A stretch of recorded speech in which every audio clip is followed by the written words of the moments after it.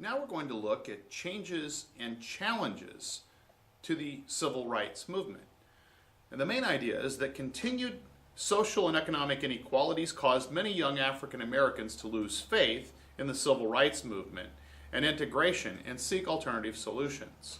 Our learning objectives are to explain why the civil rights movement expanded to the North, to explain how and why the civil rights movement fractured, and to describe how the nation reacted to the death of Martin Luther King Jr.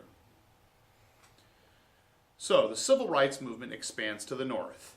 The civil rights movement had done much to bring an end to de jure segregation, or segregation by law. However, changes in law had not altered attitudes, and many were questioning nonviolent protest as an effective method of change. In most of America, there was still de facto segregation, or segregation by custom and practice, rather than by law. African Americans outside the South also faced discrimination in housing, by banks, and in employment.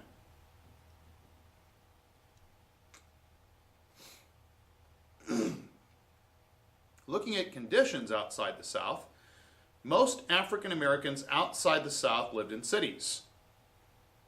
African Americans were kept in all black parts of town because they were unwelcome in white neighborhoods. Discrimination in banking made home ownership and home neighborhood improvements difficult. Job discrimination led to high unemployment and poverty. Urban unrest. Frustration over the urban conditions exploded into violence. Some examples included Watts, a neighborhood in Los Angeles, which erupted in violence in 1965, and Detroit in 1967.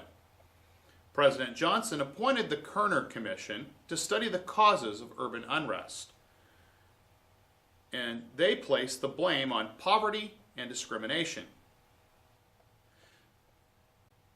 The riots convinced King that the civil rights movement needed to move north. He focused on Chicago in 1966. The 8-month Chicago campaign was one of King's biggest failures. Chicago's African Americans did not share his civil rights focus. Their concerns were economic. King discovered that some northern whites who had supported him and criticized racism in the South had no interest in having it exposed in the North. Fractures in the civil rights movement. Conflict among the diverse groups of the civil rights movement developed in the 1960s. Many SNCC and CORE members were beginning to question nonviolence. Huey Newton and Bobby Seale formed the Black Panther Party and called for violent revolution as a means of African American liberation. Malcolm X and the Black Muslims were critical of King and nonviolence. Stokely Carmichael became the head of SNCC. SNCC abandoned the philosophy of nonviolence. Black power became the new rallying cry.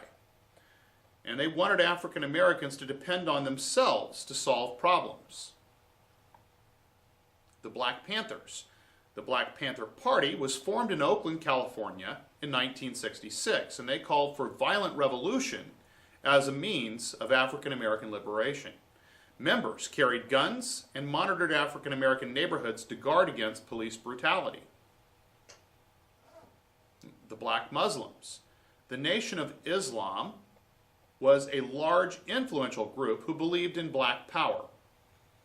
The message of black nationalism, self-discipline, and self-reliance was something in which they embraced. Malcolm X offered a message of hope, defiance, and black pride. And now we come to the death of Dr. Martin Luther King Jr. King became aware that economic issues must be a part of the civil rights movement.